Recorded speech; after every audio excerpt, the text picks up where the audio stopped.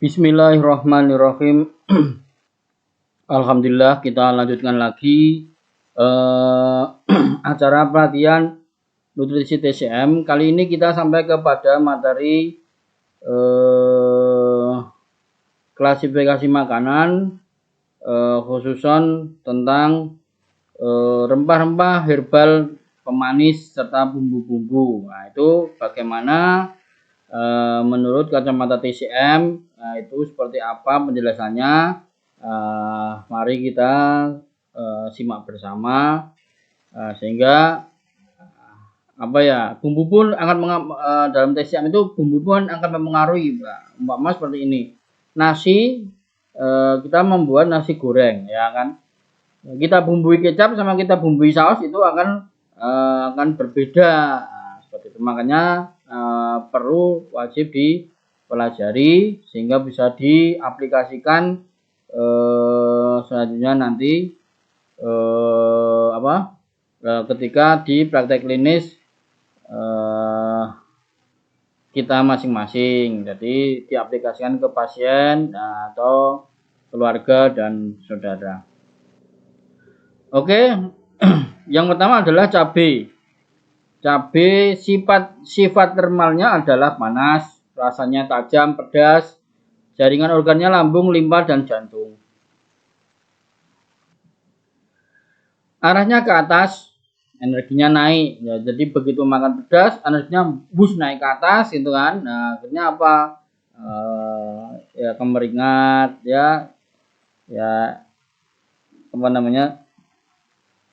semua klasifikasi makanan Cina itu memiliki arah daripada energi yang berbeda-beda. Unsurnya api. Efeknya menghilangkan dingin, menghangatkan pembakar pusat, melarutkan stagnasi makanan, memproduksi keringat dan mengeringkan kelembapan. Jadi karena keluar keringatnya, jadi mengeringkan kelembapan. Jadi sindrom yang lembab itu seperti malas gerak itu kan. Nah, begitu dikasih sambal, makanan dengan sambal yang pedas, berkeringat, bersemangat, kemudian beraktivitas. Metode persiapannya terutama sebagai bumbu atau mentah atau digoreng atau di sup, di dalam sup, ya, dimasukkan dalam sup atau masakan. Kandungannya adalah kaya capsaicin dan capsaicin juga lah, ya. Minyak esensial, vitamin C, A dan E, fosfor dan kalsium. Indikasi ini mengobati gangguan angin dingin seperti flu, pilek dengan keengganan untuk dingin dan menggigil. Jadi ketika pilek, tidak kuat dingin, tidak betah AC, ya kan, bahkan menggigil, nah itu diobati dengan cabai diseduh air, entah cabai dimakan atau ya kuat, ya. Kalau yang nggak kuat ya dibikin minuman atau makanan biar segar, dibikin sop dengan agak pedas, ya, seperti itulah triknya. Pengaruh angin dingin dan basah eksternal seperti gangguan dingin, gangguan rematik atau artrosis diperburuk oleh pengaruh dingin dan dingin eksternal. Ya, jadi gangguan seperti rematik itu kalau dalam medis rematik, ya, atau asam urat. Nah, itu teman, kalau dalam TCM itu biasanya memang sindromnya itu dikenal dengan gangguan angin dingin, bisa angin lembab, bisa angin panas, sehingga mengunci daripada persendian. Nah, sehingga persendian itu susah untuk digerakkan, persendian itu terasa sakit, terasa macam-macam, ya. Kemudian mengobati stagnasi basah dingin di pembakar pusat. Nah, seperti apa? Seperti kurang nafsu makan, kelemahan dan kelelahan, sensasi berat dan nyeri otot pada ekstremitas. Nah, jadi stagnasi ataupun dingin di pembakar pusat. Di ciau tengah, apa itu ciau tengah? Limpa lambung. Kalau limpa lambung dingin, orang sudah tidak kurang nafsu makan. Orang sudah kurang nafsu orang sudah mulai tidak nafsu makan, sehingga semakin lama semakin lemas, kelelahan seperti itu. Jadi kalau manusia hidup secara konstitusionalnya adalah lembah panas. Jadi kalau kering dingin itu berlawanan, sehingga kalau dingin itu arahnya mati ya. Makanya kalau kita melihat mayat itu kan dingin, sudah tidak ada panasnya, dingin, sensasinya, rasanya teraba dingin, tidak hangat seperti itu. Jadi kalau manusia hidup sehat ya harusnya tetap hangat. Kemudian dingin di limpa lambung, nafsu makan menurun, sensasi dingin di perut, diare, mual, muntah. Nah, seperti itu ya. Nah, jadi tetap semua itu ada sindromnya, meskipun sama-sama mual, sama-sama muntah, bersendawa, tapi ada yang sindromnya panas. Nah, ini sindromnya dingin, sehingga apa? Energi lambung itu berbalik. Kemudian kontraindikasinya adalah umumnya semua cabai dan paprika panas harus digunakan dengan hemat, dengan sedikit maksudnya. Namun mereka sangat cocok untuk sebagai bumbu untuk memasak hidangan dengan efek pemanasan. Jika digunakan dalam aplikasi terfokus dan dalam jumlah sedang. Harusnya tetap sedang ya, jangan berlebihan. Nah, kita kalau kita sudah pernah lihat itu video-video di YouTube itu orang yang memakan serba pedas itu seperti ya sudah terkenal ya, Tamboikun itu. Nah, itu makan biji sampai 40 makan cabai sampai 40 50 terus pokoknya serba panas, serba pedas semua dimakan. Nah, itu ya tidak benar dan itu berbahaya efeknya. Lah kalau itu kok enggak apa-apa itu ya silakan, terserah, namanya cari uang kan. Cari uang kan kadang-kadang supaya dikenal orang dulu kan. Nah, seperti itu tingkah polanya. Pantangan disarankan untuk pasien dengan kekosongan izin umum dan gejala panas seperti mata kering, bisul di daerah mulut, bisul di saluran pencernaan, dan wasir.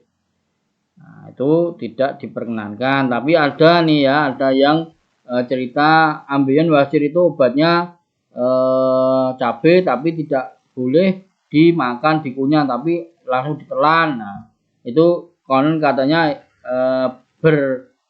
dapat ilmunya dari Profesor Hembing. Cuman kalau saya sih belum tahu dan belum pernah meresepkan.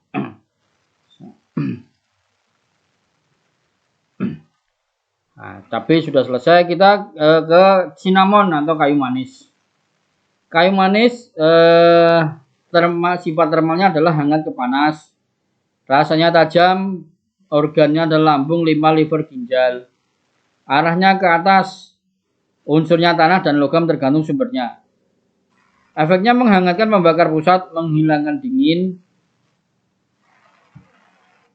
menggerakkan darah, mengendurkan stagnasi, dapat mempromosikan sekresi cairan pencernaan dan mengurangi kembung.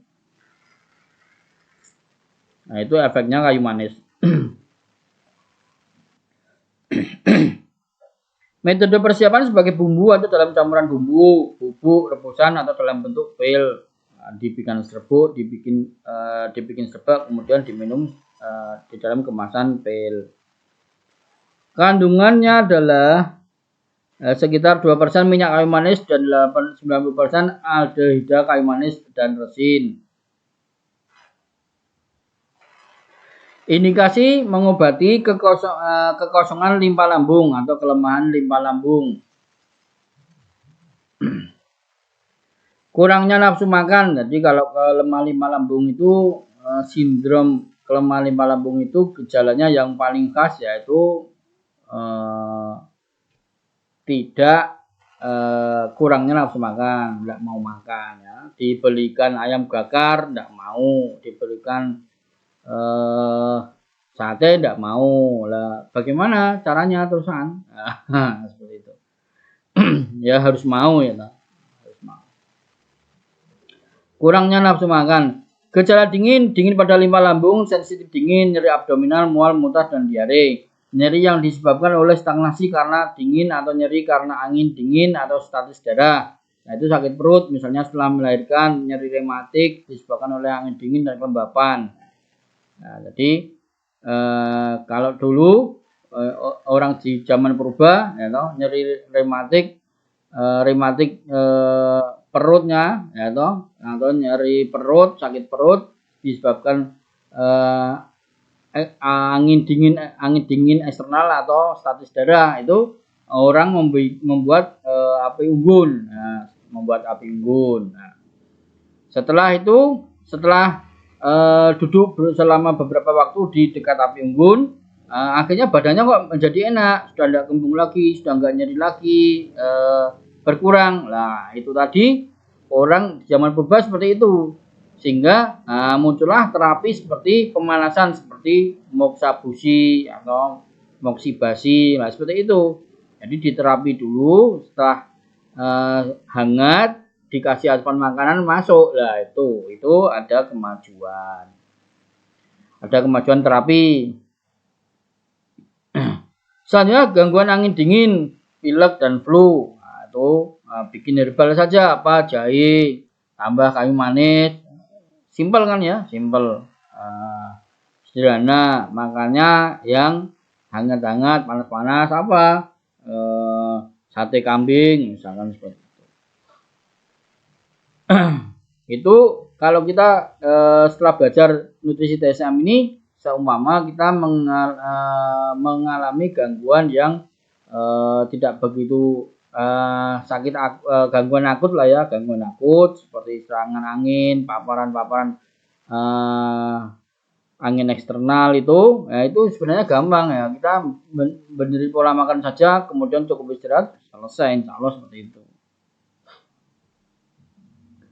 Kekosongan yang berikutnya adalah kekosongan yang umum, kekosongan yang ginjal, ekstremitas dingin, keengganan untuk dingin, menggigil, dingin di bawah bagian tubuh, impotensi, nyeri di punggung dan lutut, sakit perut dan memburuk dengan dingin. Nah, kayu manis berarti bisa untuk tambahan ramuan herbal kejantanan. Nah, seperti itu. Nggak sayang mahal-mahal, ginseng mahal ya kan. Apalagi cordyceps mahal. Jenengan kopi kasih kayu manis saja, insya Allah kasih cabai Jawa, udah selesai itu, kita nggak perlu beli herba-herba, kopi-kopi, madu-madu yang mahal-mahal itu. Lah kita sudah belajar loh, ini sudah belajar, tinggal kita praktekkan saja. Nah, seperti itu. Kontraindikasinya adalah gejala panas karena kekosongan yin, penggunaan terbatas selama kehamilan. Nah, ini kehamilan tidak boleh ya toh, karena akan memicu panas, terus nanti kontraksi, memicu kontraksi. Nah, memicu kontraksi akhirnya apa? Takut terjadi suatu hal yang tidak diinginkan, atau keguguran atau apalah, berpengaruh ke janinnya, seperti itu, kira-kira seperti itu. Selanjutnya adalah koriander atau ketumbar, daun hijau, tangkai, akar, dan biji kering dari tumbuhan. Koriander. Jadi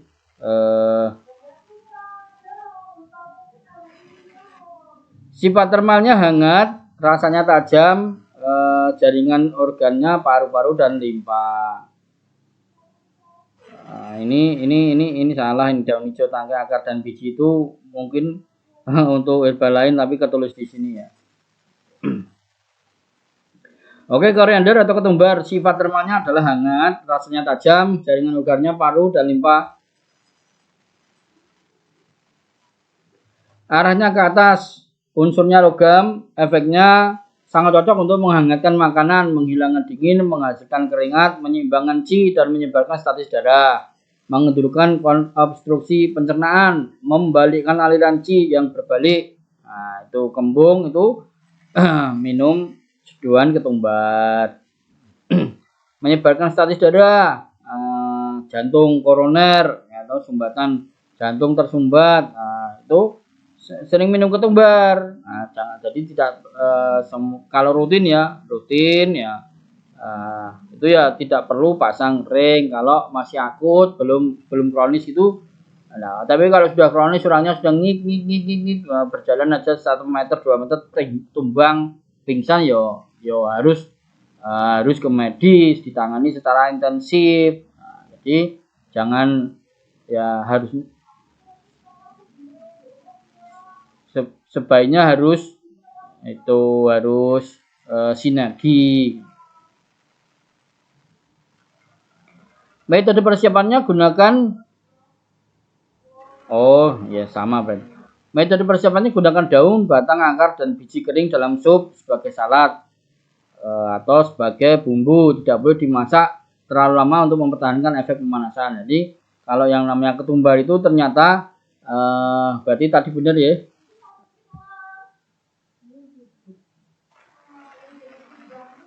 Daun hijau, tangkai, akar, dan biji kering dari tumbuhan. Nah, itu ternyata digunakan semua.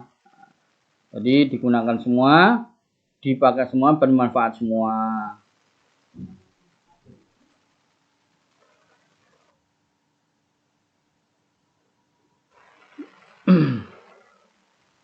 Kandungannya adalah minyak atsiri, bioflavonoid. Nah, ini antioksidan ya, protein, vitamin C, dan kalsium. Nah, kalau selama ini kan kita tahunya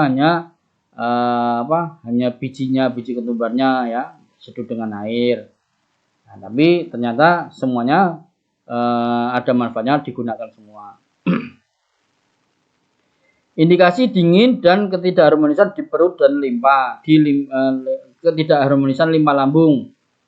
Jadi mengobati dingin dan ketidakharmonisan limpa lambung. Gejalanya apa? Kurang nafsu makan, mual, gangguan pencernaan, stagnasi pencernaan karena pengaruh dingin di lambung, di perut. Tambahkan ketumbar sebagai bumbu masakan. Kalau masak sop, soto, dikasih ketumbarnya yang banyak.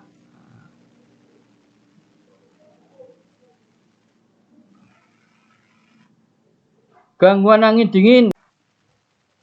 Gangguan angin dingin ini seperti pilek, flu dengan keengganan untuk dingin, menggigil, demam ringan, sedikit berkeringat. Nah, itu direbuskan daun bawang, biji ketumbar, dan jahe. Nah, itu sudah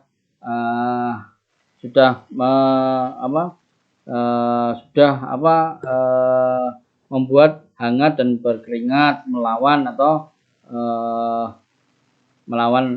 angin ya, untuk melawan invasi angin eksternal atau angin dingin. Jadi bisa menjadikan berkeringat kemudian jadi segar. Selanjutnya adalah kontraindikasi. Gunakan dengan hati-hati dalam kasus kekosongan C umum dan keringat berbau busuk. Nah, itu kenapa seperti itu ya? Intinya kalau kekosongan C itu kan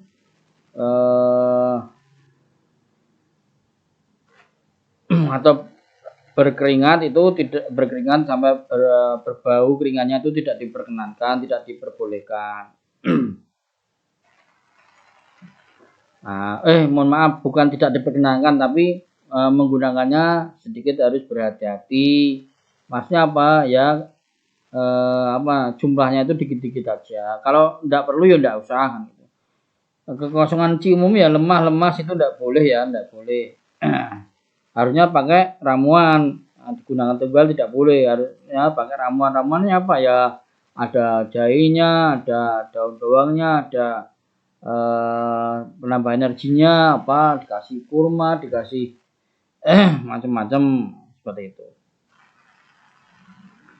Selanjutnya adalah jahe segar atau kering. Jadi ada jahe yang bisa kita konsumsi, ada 2 macam ya, yaitu jahe segar dan jahe kering.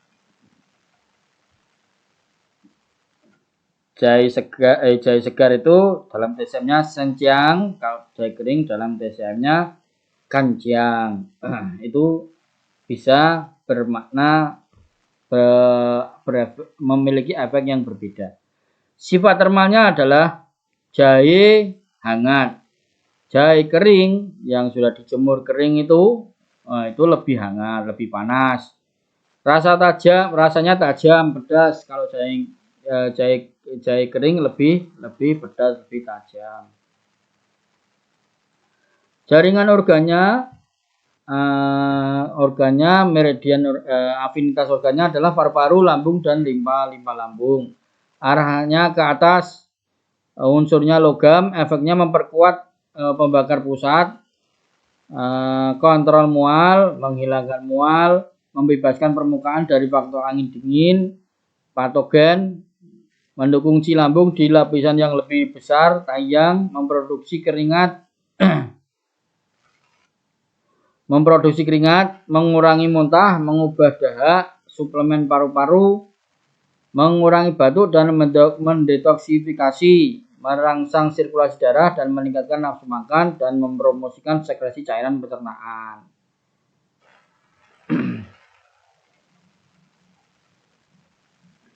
Metode persiapan jahe segar, jahe ungu lebih ringan dan sering dimakan sebagai sayuran. Jahe segar itu kalau jahe segar, jahe impret itu kita khususnya jahe impret ya, itu kan kadang kalau kita belah itu masih berwarna seperti kebiruan atau keunguan.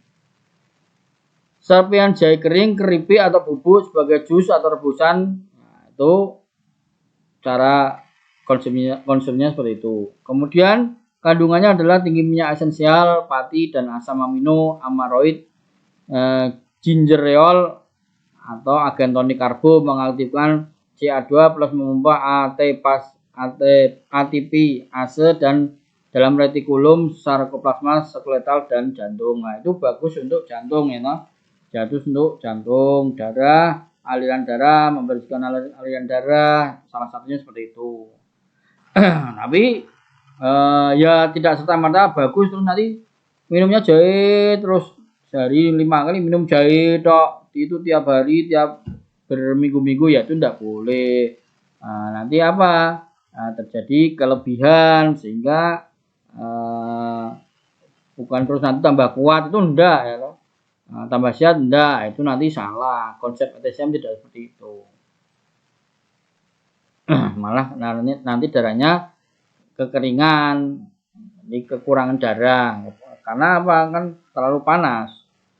Jahe kering, bubuk atau keripik atau manisat diklasifikasikan sebagai lebih panas daripada jahe segar di alam termal. Secara kita bicara sifat termal, jahe kering, bubuk, keripik atau manisan itu lebih panas daripada jahe segar. Cuman kalau aromanya itu begitu dimasak memang aromanya bagus jahe segar.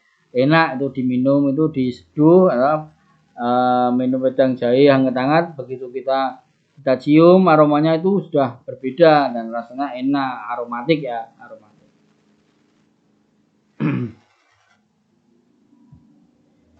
Indikasi yaitu mengobati kekosongan limpa lambung, ketidakharmonisan ci lambung, wei ci puhe, ci lambung berbalik ke atas atau wei ci sangni, yaitu mual dan muntah. Mengunyah sepotong kecil jahe segar atau mengkristal manisan adalah obat yang bagus untuk mampu perjalanan di mual di pagi hari. Makanya kalau di jalan-jalan itu ya, di terminal, di lampu merah itu jual permen jahe. Nah, itu tidak apa-apa. Jangan kalau betul beli tidak apa-apa. Meskipun tidak mabuk, meskipun tidak sakit, beli tidak apa-apa. Nanti suatu saat kadang-kala ya badan kita nggak kuat karena terpaan AC bis yang sangat dingin itu. Langkah baiknya mengunyah 1, 2, 3 permen jahe. Bahkan tolak angin pun memproduksi permen tolak angin yang isinya jahe.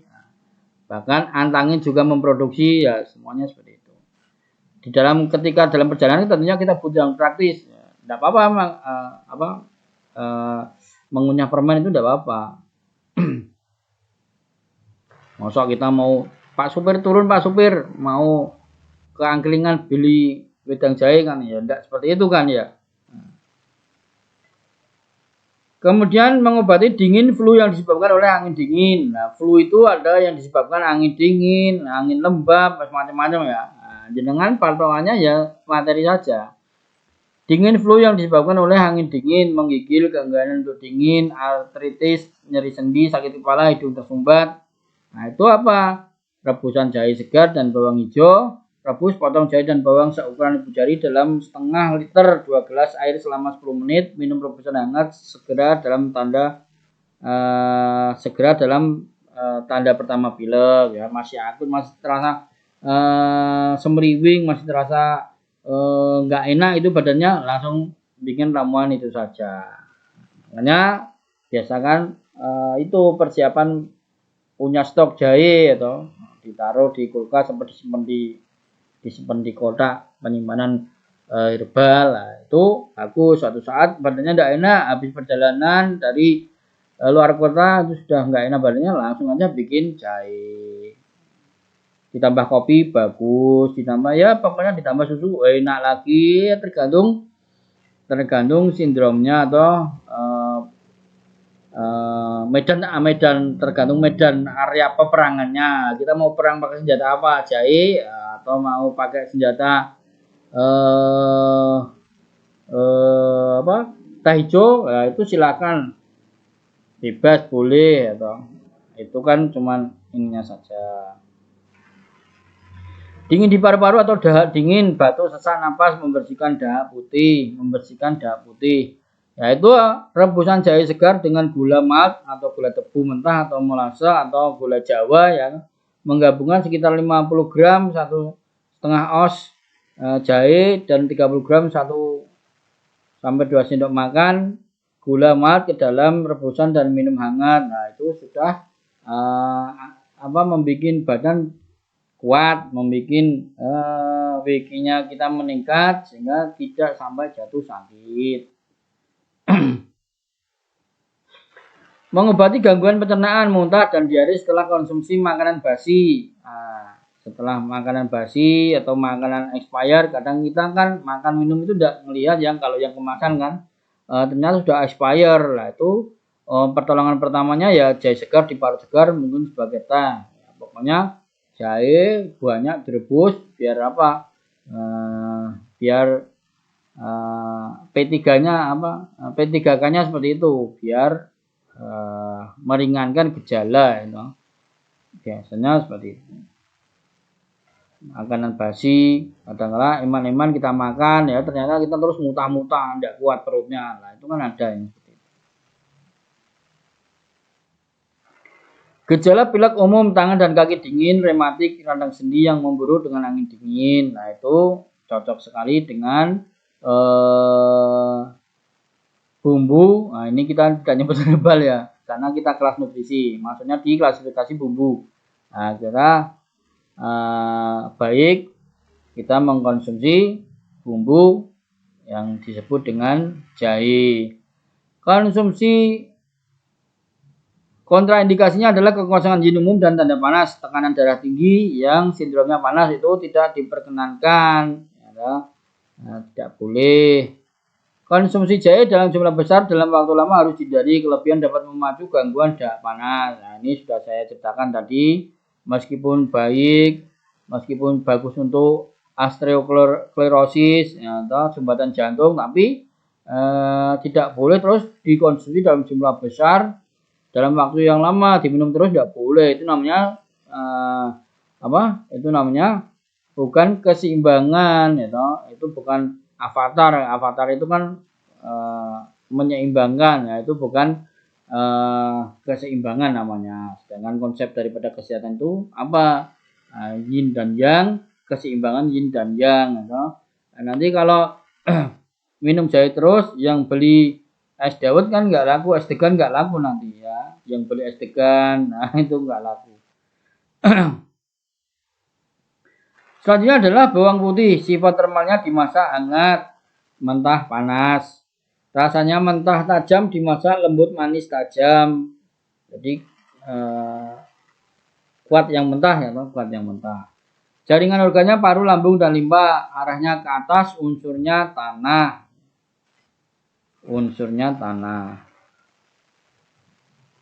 Efeknya menghangatkan pembakar pusat, memperkuat lambung, menggerakkan qi, dan menyebarkan status darah, qi stagnasi dalam lambung, menghalau dingin, mendetoksifikasi, antiparasit, mengurangi batuk.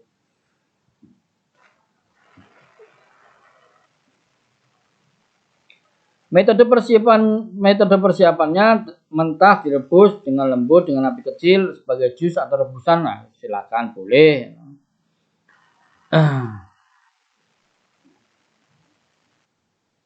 Bahkan yang jadi bawang hitam itu malah dipanggang, di baking.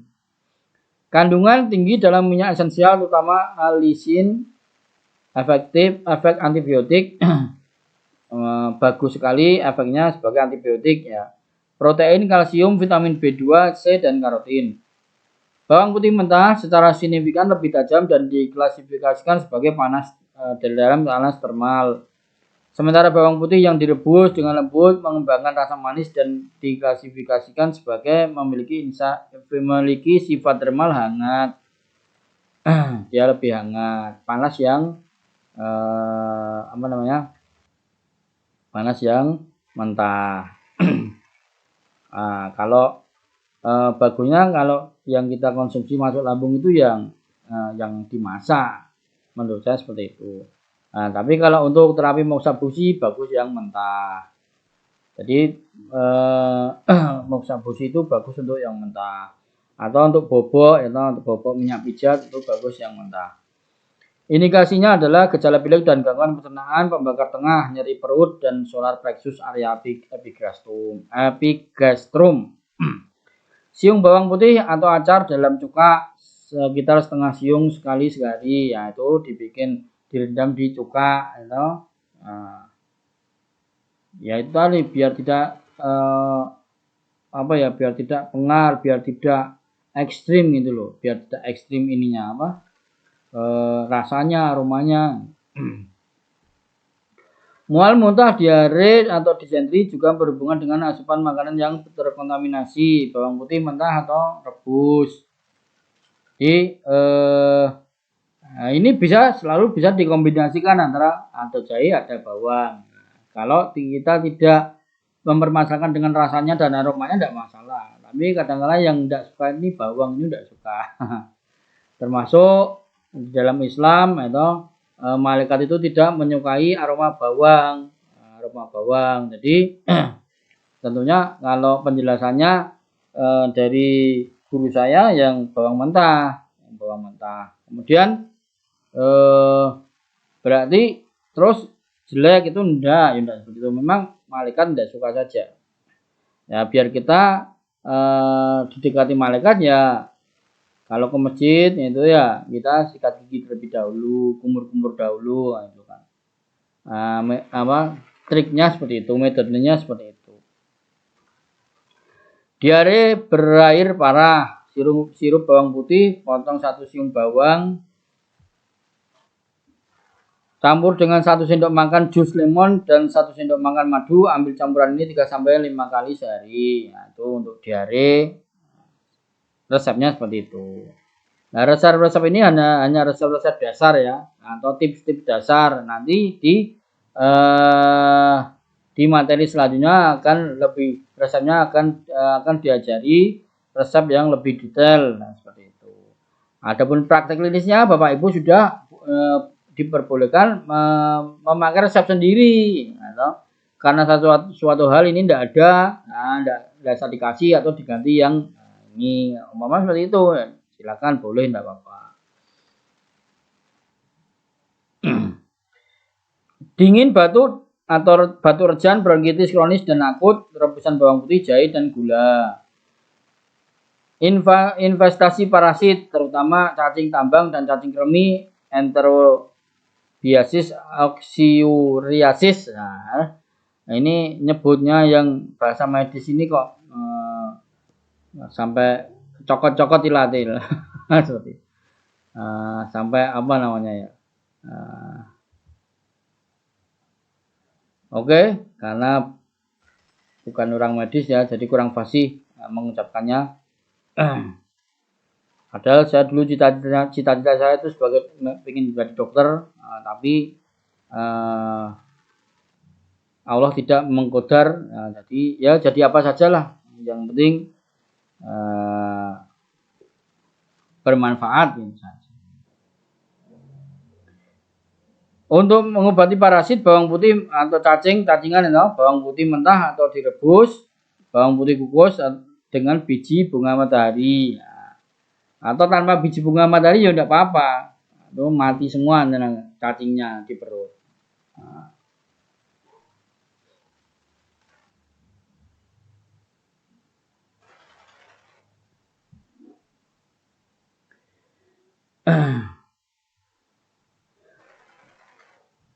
Profilaksis untuk flu dan hipertensi, tekanan darah tinggi dan hiperlipidemia. Itu mengobati darah tinggi dan hiperlipidemia. Jadi karena fungsinya, kalau di dalam kita ceritakan secara medisnya, fungsi bawang putih ini seperti vasodilatasi, dia memperlebar pembuluh darah, sehingga yang tadinya darah tinggi karena mengkonsumsi bawang putih, kemudian pembuluh darahnya melebar, akhirnya tekanan darahnya menjadi turun atau normal. Kontraindikasi adalah gejala panas atau sindrom panas, kekosongan yin umum, kemudian terus apta, infeksi jamur di mulut, itu tidak diperbolehkan atau tidak cocok atau kurang pas. Dalam pengobatan barat, asupan bawang putih selalu teratur menunjukkan efek positif pada peristaltik dan sekresi lambung.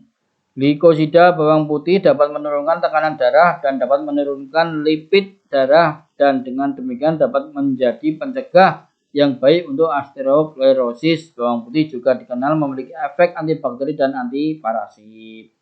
Nah, kalau Bapak Ibu meresepkan herbal tunggal, boleh jahe tok karena osteosklerosis, atau bawang tok itu tidak apa-apa. Yang sana orang sana sembuh, yang sana sembuh. Atau formular peresepannya pakai formula, ya ada jahenya, ada bawangnya. Nah, kita sedikit cerita ya. Kalau formula itu memang lebih bagus, kerjanya lebih baik daripada herbal tunggal. Karena apa? Di dalam formulasi herba Sinse, herba TCM itu ada yang disebut presiden atau raja, ada yang disebut jenderal, ada yang disebut prajurit. Nah, itu tadi yang memiliki tugas sendiri-sendiri di dalam bekerja untuk melakukan penyembuhan. Tuh, jadi ada fungsinya sendiri.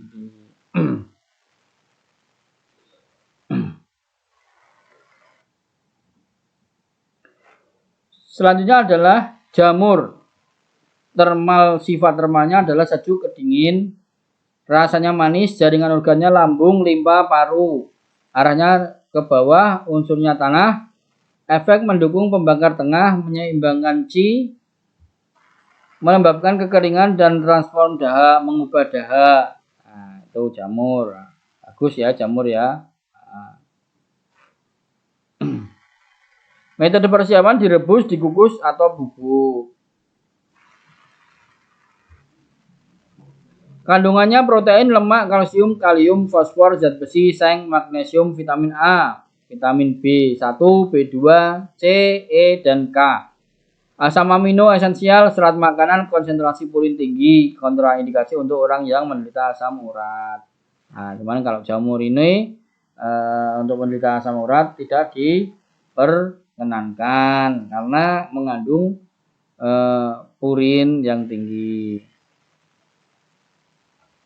Indikasinya adalah mengobati kekosongan qi limpa lambung seperti kurang nafsu makan, lemah, mual, muntah, kurangnya aliran susu ibu. Nah, itu masak jamur dengan ayam atau babi, atau ya ini, kalau ini kan contohnya saja di buku ya, Nah, jadi jamur dimasak dengan ayam atau babi ya. Kalau non muslim silakan mengkonsumsi babi.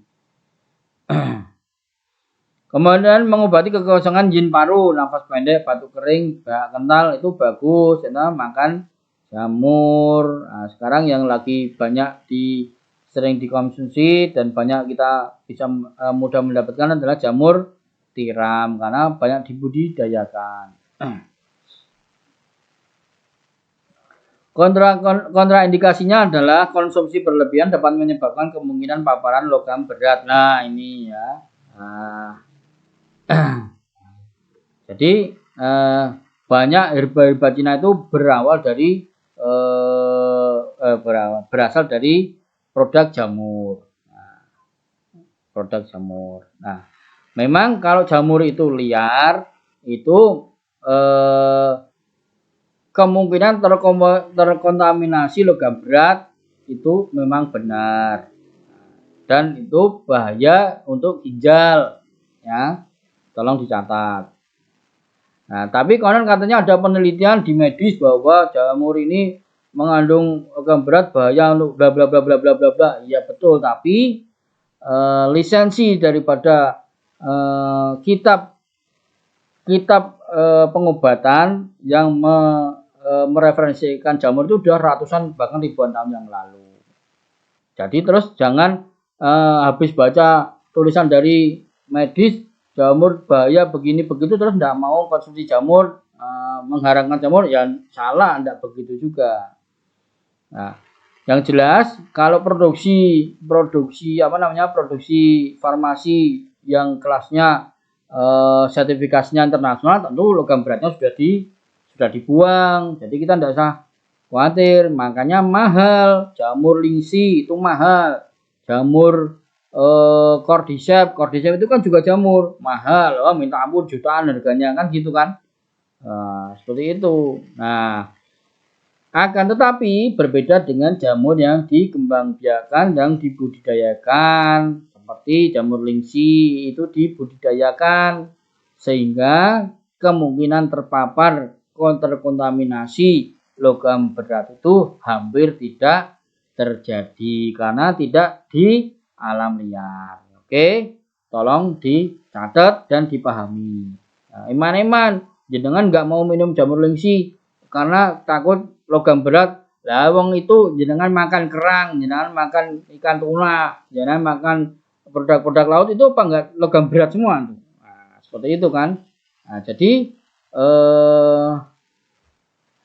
jangan sampai memberikan opini yang salah kepada teman, kepada orang lain atau murid bahkan tanpa berdasarkan ilmu.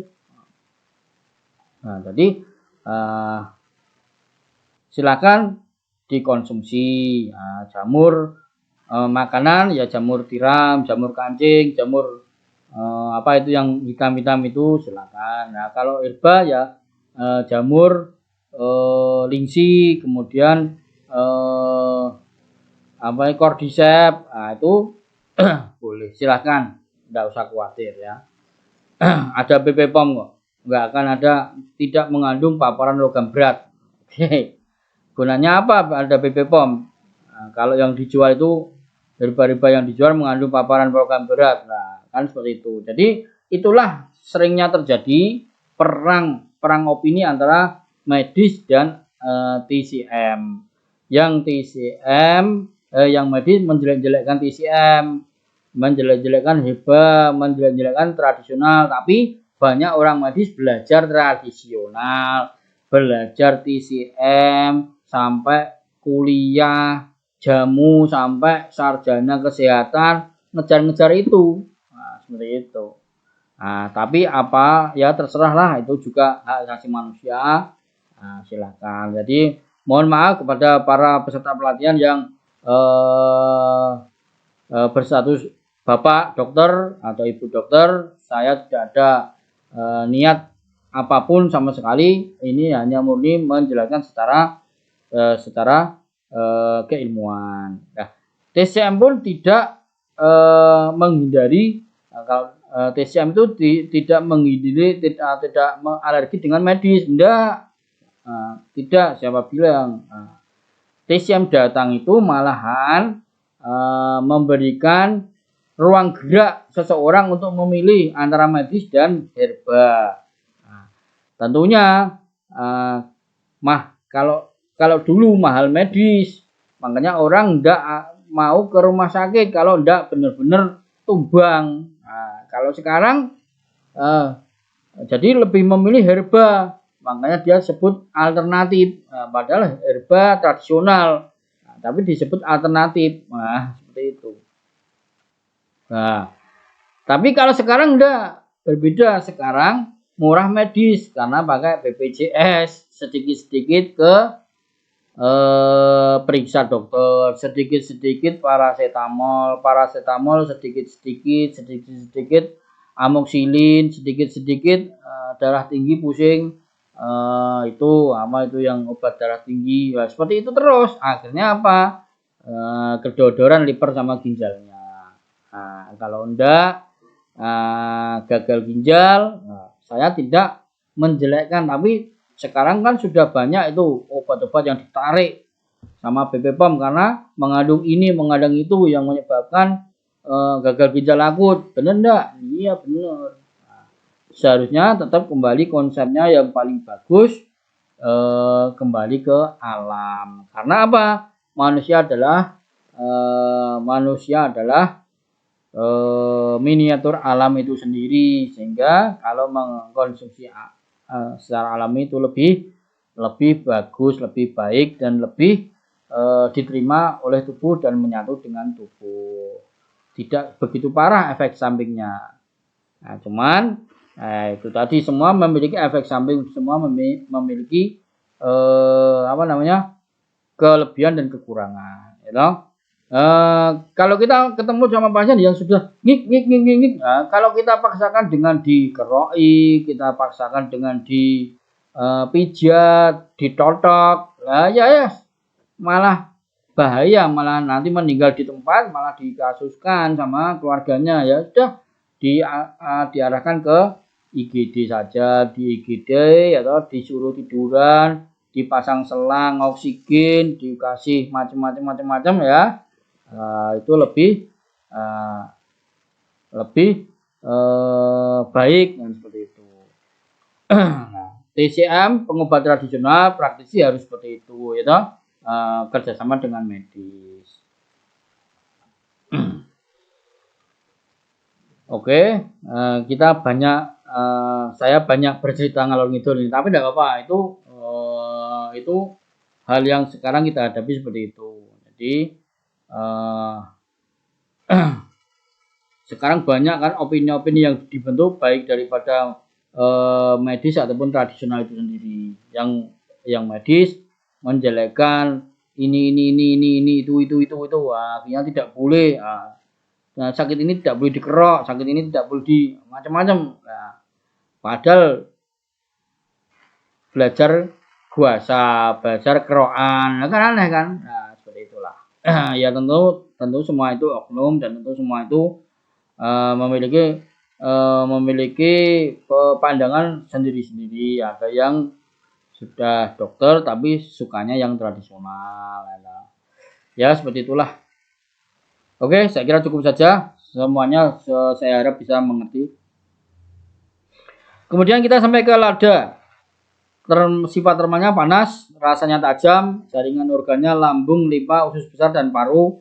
Arahnya ke atas, unsurnya adalah logam. Efeknya menghangatkan, membakar pusat, menghilangkan dingin, mengatur qi, menyebarkan statis darah, mengurangi aliran qi, aliran balik qi atau qi berbalik, menghilangkan dahak, mengurangi rasa sakit, menghasilkan keringat, menghilangkan angin dingin, menyebarkan stagnasi qi dan statis darah dalam jumlah kecil. Lada meningkatkan sekresi cairan pencernaan, meningkatkan nafsu makan, dan meredakan kembung. Metode persiapan sebagai bumbu rebusan bubuk atau pil. Kandungannya adalah minyak atsiri, piperin, piperonal, kalsium, zat besi. Oke, seperti itu tadi. Kita sampai pada pala. Di dalam praktek klinis kita, itu kita bisa bisa empat macam ini dijadikan satu, mau jahe, bawang putih, lada, sama apa tadi, merica. Nah, sedikit-sedikit 10 gram 10 gram 10 gram. Nah, itu. Jadi itu lebih bagus daripada jahe langsung 30 gram 40 gram 60 gram. Nah, itu istilah cara berperangnya itu ya kurang dalam ilmu perang. Nah, jadi tabib itu bagaikan jenderal perang. Dalam pepatah Cina itu seperti itu. Tabib, pengobat itu bagaikan Shinsei itu bagaikan jenderal perang yang harus menguasai medan perang, sehingga memiliki taktik dan formasi pasukan yang bagus, yang baik. Makanya seperti itu. Jadi kalau perang itu ada pasukan berkuda, kavaleri, ada pasukan tombak, ada pasukan panah, kan seperti itu. Ada pasukan yang sniper yang tidak tahu posisinya tidak tahu. Biasanya kalau di hutan ya pakai baju yang ada rumputnya, kalau begitu. Sehingga kan nggak mungkin perangnya pasukan berkuda semua, ya kalah. Atau perangnya ahli pedang semua, kalah. Tidak bisa seperti itu. Metode persiapannya adalah sudah ya tadi ya. Indikasi mengobati kekosongan limpa lambung umum, kurang nafsu makan, gangguan pencernaan, kembung, begah. Nah, itu tingkatkan penggunaan lada sebagai bumbu. Nah, jadi tanpa minum herbal pun ketika makan itu, ketika menumis menumis ya, bikin sayur itu tumisan, dikasih lada yang banyak. Nah, ketika makan telur, atasnya dibumbui lada. Jadi saya kan punya pengalaman di Eropa.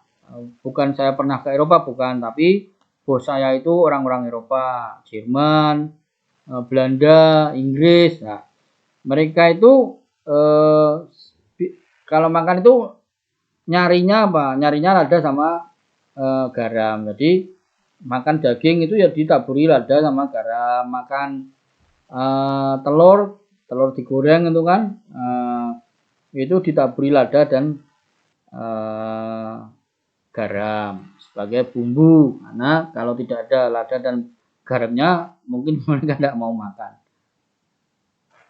Gangguan dingin limpa lambung, sensasi dingin dan nyeri di perut, nyeri yang memburuk dengan dingin. Rebusan lada dan jahe, didihkan sejumput lada segar dan 330 gram jahe segar di dalam air selama 10 menit. Minum selagi hangat. Minum selagi hangat. Jadi berbeda ya, minum selagi hangat itu efeknya langsung cepat terasa, tapi ketika minum sudah dingin ya akan terasa, tapi setelah nanti masuk ke dalam perut ya itu baru terasa hangat. Nah, tapi kalau begitu kita minum tuh melewati mulut, tenggorokan sampai ke dada itu sudah gereng, itu sudah wah seger gitu. Gangguan dahak dingin, dahak bening atau putih, gangguan angin dingin, dingin dengan batuk, suara serak, anggota badan dingin, reumatoid, artritis karena pengaruh angin dingin. Nah, mengobati gangguan-gangguan seperti yang sudah dijelaskan di atas. Kontraindikasi, yaitu kontraindikasi adalah sindrom panas karena kekosongan yin. Umum, konsumsi lada yang berlebihan merusak cairan tubuh, menyebabkan dehidrasi.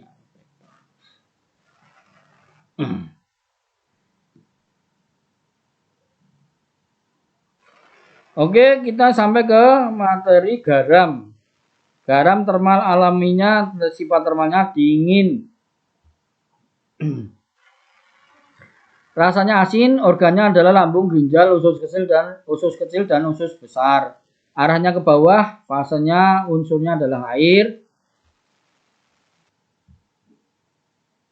Efeknya membersihkan panas, mendinginkan darah, melembabkan kekeringan, menurunkan qi, dan memperkuat ginjal, mengendurkan dahak. Nah, itu ya, mengendurkan dahak. Jadi, kalau dulu nenek moyang kita ya kan batuk gitu, minum apa? Air garam, biar keluar dahaknya. Itu kalau nenek moyang kita seperti itu. Saya masih ingat ketika diberi minuman air garam.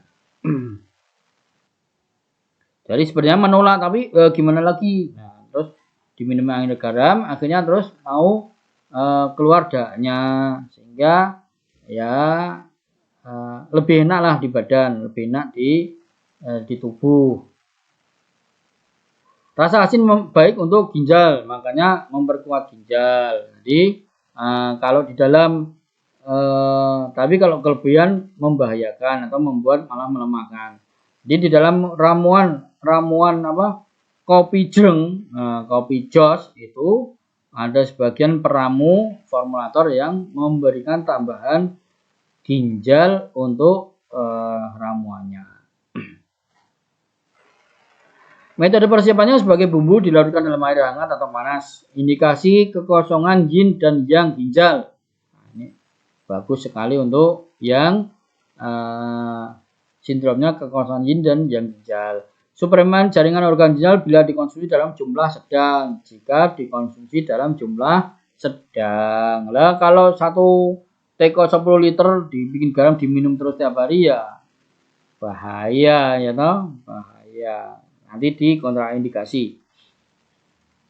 Api menyala ke atas karena kekosongan yin, pusing, sakit kepala, mata merah, bisul, mulut dan lidah, gusi berdarah, sembelit, suara serak dan sakit tenggorokan. Nah, itu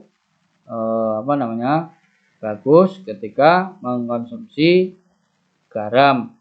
Setengah sendok teh garam dilarutkan dalam air hangat, diminum sebelum makan. Itu akumulasi dahak atau keras di dalam tubuh. Nah, tadi sudah saya ceritakan karena dulu mbah kita, orang tua kita kalau sakit batuk itu ya ada yang jeruk sama kecap gitu kan. Kemudian carinya jeruk yang kecut itu, jeruk yang asam, bukan jeruk wedang tapi jeruk yang asam. Kemudian dikasih kecap, diaduk, diminum. Atau yang atau pernah dikasih minuman air garam. Air setengah gelas kecil dikasih garam 1 sendok, terus diaduk diminumkan. Kontraindikasi adalah edema, sakit bengkak, diabetes mellitus, sesak napas, tekanan darah tinggi itu tidak diperbolehkan atau tidak diperkenankan mengkonsumsi garam, apalagi berlebihan bisa membahayakan kan gitu.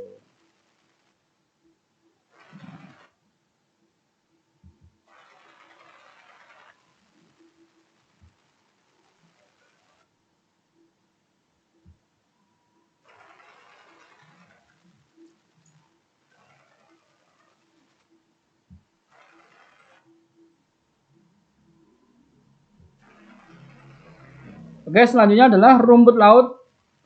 Sifat termalnya dingin, rasanya asin, jaringan organnya liver, paru dan ginjal. Arahnya ke bawah, unsurnya air. Efeknya membersihkan panas, menyebabkan kekeringan, mengubah dahak, melembutkan kekerasan dan memperkaya yin. Ya, diuretik juga. Metode persiapannya segar atau kering direbus sebagai bahan sup, sebagai rebusan, sebagai salad, sebagai pil atau bubuk. Boleh. Kandungannya 41 mineral dan elemen sumber yang tak tertandingi, yodium, vitamin A, B1, B6, B12, B kompleks ya, C, D, E, dan K. Ini kandungannya Masya Allah, Subhanallah, 41 mineral dan elemen. Nah, jadi rumput laut ini termasuk kalau di dalam ilmu medis termasuk sebagai makanan superfood. Superfood ya toh. Superfood itu apa? Yang bernutrisi tinggi. Kemudian indikasinya adalah panas dan dahak di paru, bronkiektasis atau batuk dengan dahak kuning kental, menindaklanjuti konsumsi alkohol berlebihan dengan gejala panas, edema itu bagus untuk bagus mengkonsumsi rumput laut. Kontraindikasinya adalah rumput laut tidak boleh dikonsumsi berlebihan karena faktor tinggi yodium.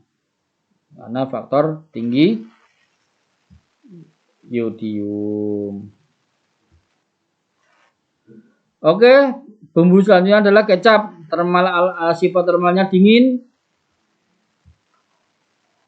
rasanya asin manis, limpa jaringan organnya limpa lambung, ginjal, arahnya ke bawah, unsurnya air, efeknya membersihkan panas, menyelaraskan pusat pembakar pusat dan mendetoksifikasi. Kandungan protein, lemak, glukosa, kalsium, fosfor, vitamin B2, B1 dan B2, niacin dan besi.